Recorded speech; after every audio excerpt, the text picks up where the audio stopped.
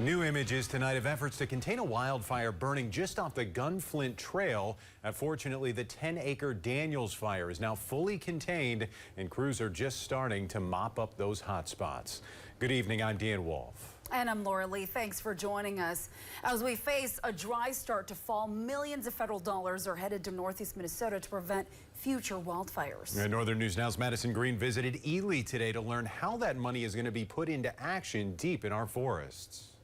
Protect communities and preserve the forest. These areas that were identified have what we call a wildland-urban interface component, and that's basically people living next to a forest that's going to burn eventually. Nick Petrak, a fire staff officer for the Superior National Forest, says that's why two separate projects in the Cowichowie and LaCroix districts of the Superior National Forest received $5 million in federal funding each as part of the Collaborative Wildfire Risk Reduction Program. Through some various mechanical treatments and or prescribed burning, we're able to create a barrier to reduce the fires, catastrophic fires or large fires, to bring our communities more advantageous in the event we have a wildfire that were to come out of the wilderness.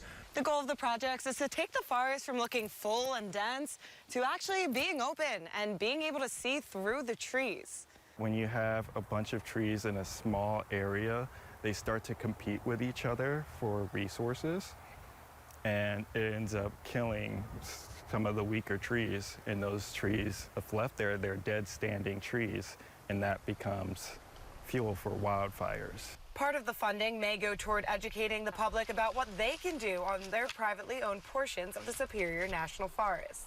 But bringing in those private landowners to the conversation, try and extend this treatment. Because Petrak says over the last 20 years, it has become more important than ever to care for the forest. The combined longer fire seasons that we're seeing and just the changing conditions, the fuel loading has increased substantially. And of course, we've had the exclusion of fire in a fire-dependent ecosystem in northeast Minnesota. In Ely, Madison Green, Northern News Now. Madison, thank you. Now, this money could help prevent what happened just a few years ago near Isabella. Remember that Greenwood fire? It burned 26,000 acres, destroyed 70 buildings, and forced many to evacuate.